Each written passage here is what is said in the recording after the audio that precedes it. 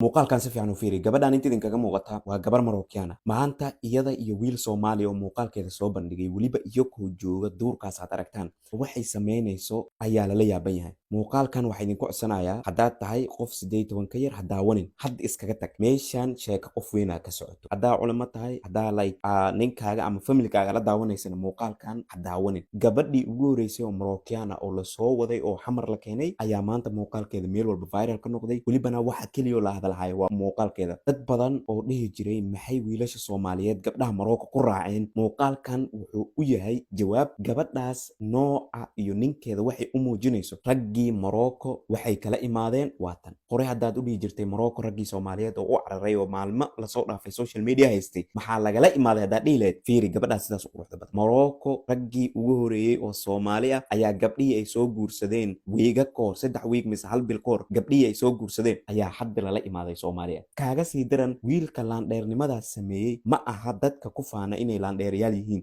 oo Soomaali markay joogaan xataa gabdhaha ay ku dhahaan anaka laandheeraan nahay sanaa qofka dhaha ma aha muuqaalka noo like garay fikirka commentiga waxaa nagula wadaagtaa nin ahaw ama gabar ahaw hal su'aalan ku weydiina gabadhaas ma u qalantaa gabdhow in la guursado ma u qalantaa wiilow adigana gabadhaas ma guursan lahayd fiiri yacni runta ka hadal rag iska dhicis lama rabo gabadhan ma tahay wax looga tago gabdhihii Soomaaliyeed ma tahay mise ma aha kaaga sii daran $2,000 fikirka commentiga noogu dhaaf aad u mahadsantahay muuqaalkan waa gabar la sheegay inay tahay gabar Marookaan ah oo wiil Soomaaliya uu kula jiro welibana wiilka uu duubay sidaad aragtaan sidaas ay iskugu faraxsan yihiin ayaa social media qabsaday welibana wuxuu dagaal ka dhex qarxiyay mar kale wiilashii iyo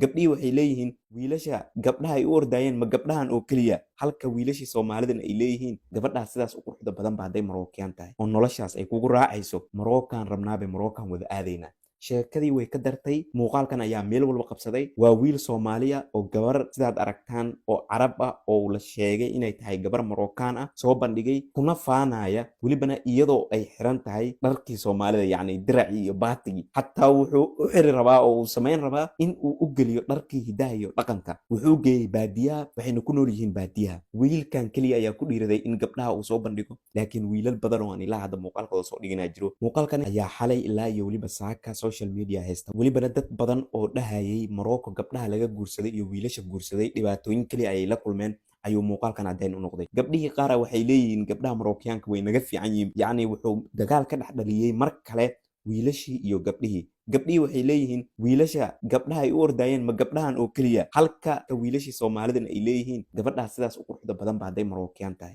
oo noloshaas ay kugu raacayso Marookaan rabnaabe Marookaan wada aadayna sheekadii way ka dartay muuqaalkan ayaa meel walba qabsaday